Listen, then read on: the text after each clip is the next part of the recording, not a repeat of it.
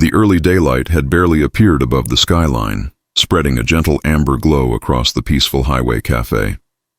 Vapor drifted upward from mugs of coffee.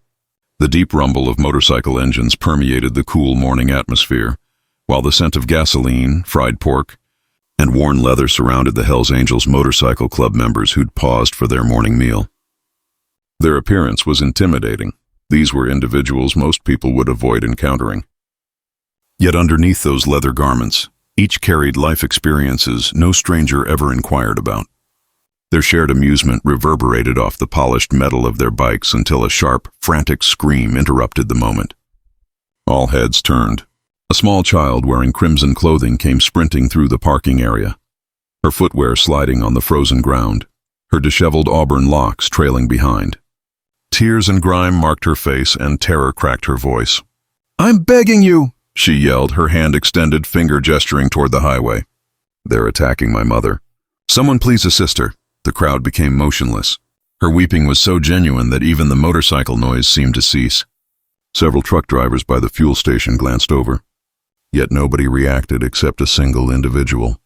For those who have faith in compassion, in opportunities for redemption, in individuals who rise to action when society looks away, kindly pause to engage with, comment on, distribute, and follow Kindness Corner.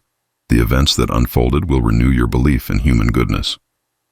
The individual who came forward was Mason Cole, a powerfully built motorcyclist in his middle to late 30s, wearing a jacket adorned with the crimson and ivory insignia of the Hells Angels.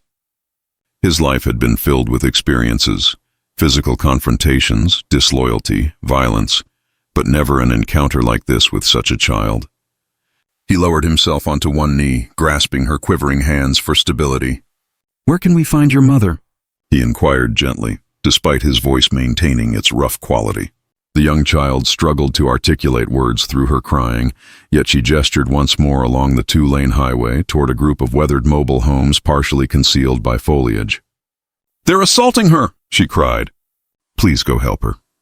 Acting immediately without hesitation, Mason stood upright, his expression becoming determined and serious. "Tank Rider, accompany me," he commanded, signaling to a pair of his fellow members. The trio mounted their Harley-Davidson motorcycles, engines thundering into operation, rubber burning as they sped down the street. Debris and wind swirled around the restaurant, leaving witnesses in shocked quiet. The young child, still trembling, was brought indoors by another club member who covered her with a leather coat for warmth. She positioned herself beside the glass, eyes unblinking, observing as the crimson brake lights vanished into the horizon. The highway remained still for nearly 5 minutes. Subsequently, distantly, the noise of turmoil returned, furious yelling, a female's scream, and motorcycle engines penetrating through brutality. Mason and his companions had located the mobile home. Within it, the scene they discovered would remain etched in their minds permanently. An intoxicated and enraged male had trapped a female against the structure's interior wall, his hands already covered in blood, his speech impaired by alcohol and fury. The modest, damaged window admitted a narrow beam of daylight that illuminated the frightened woman's features,